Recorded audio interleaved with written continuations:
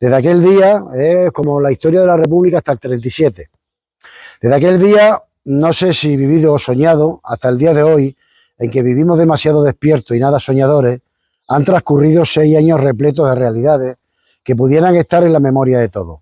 Sobre esos 6 años escribirán los historiadores del porvenir muchas miles de páginas, algunas de las cuales acaso merecerán leerse. Entre tanto, yo las resumiría en unas pocas palabras.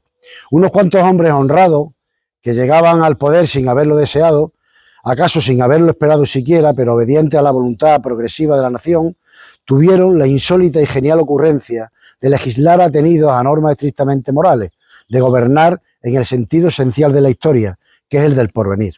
Para estos hombres eran sagradas las más justas y legítimas aspiraciones del pueblo. Contra ellas no se podía gobernar, porque el satisfacerlas era precisamente la más honda razón de ser de todo gobierno. Y estos hombres, nada revolucionarios, llenos de respeto, mesura y tolerancia, ni atropellaron ningún derecho, ni desertaron de ninguno de sus deberes. Tal fue, a grandes rasgos, la segunda gloriosa República Española, que terminó, a mi juicio, con la disolución de las Cortes Constituyentes, con la victoria de la derechista Ceda en las elecciones de 1933.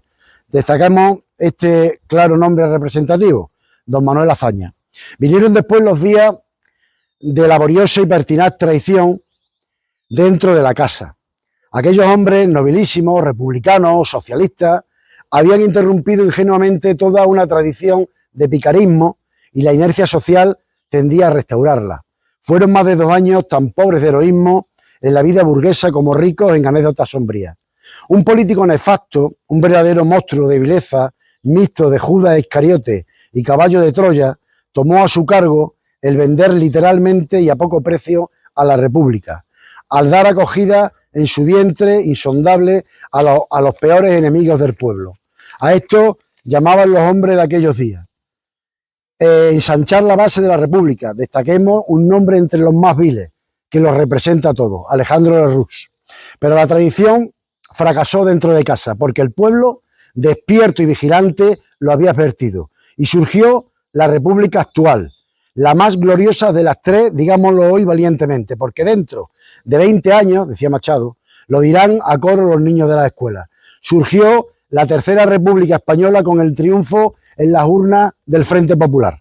Volvían los mismos hombres que habían estado en el 1931 cuando se instauró la República, obedientes al pueblo, cuya voluntad legítimamente representaban. Y otra vez traían un mandato del pueblo, que no era precisamente la revolución social, pero sí el deber ineludible de no retroceder ante ningún esfuerzo, ante ningún sacrificio, si la reacción vencida intentaba nuevas y desesperadas traiciones.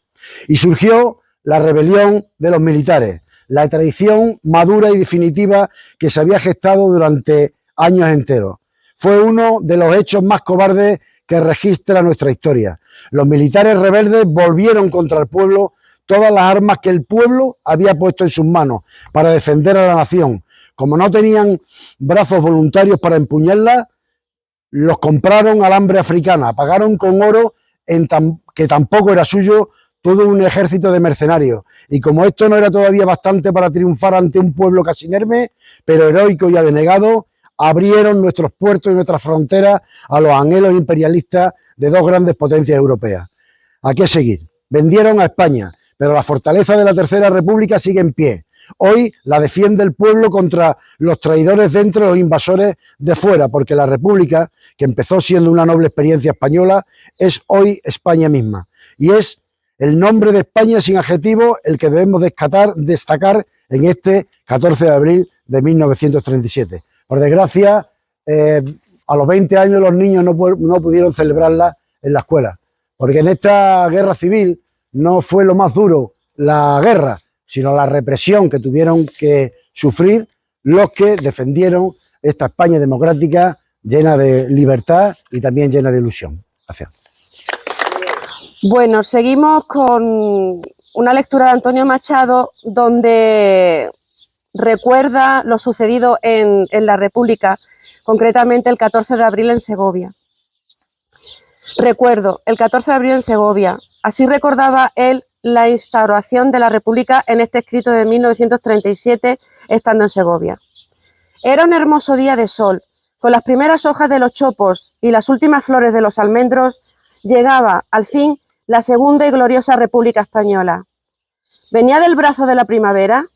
La canción infantil que yo oía cantar o soñé que se cantaba en aquellas horas, lo decía de este modo.